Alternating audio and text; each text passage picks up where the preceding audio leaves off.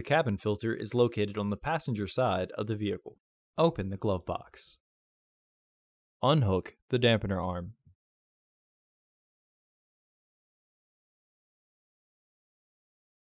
Unscrew the stops to the left and pull straight out to remove them.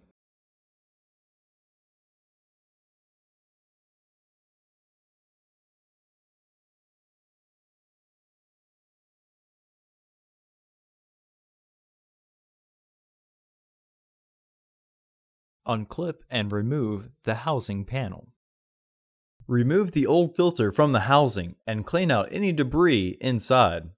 Insert your new filter into the housing, with its airflow indicating arrow pointing down. Reinstall the housing panel. Please note the shape of the stopper when reinstalling. Reinstall the stoppers by rotating them to the right.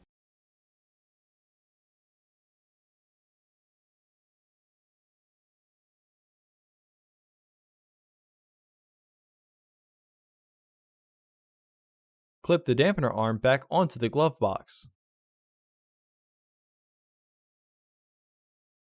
Close the glove box. Order your parts today at filterheads.com. Also, please like our video and subscribe to our channel so you won't miss any new content.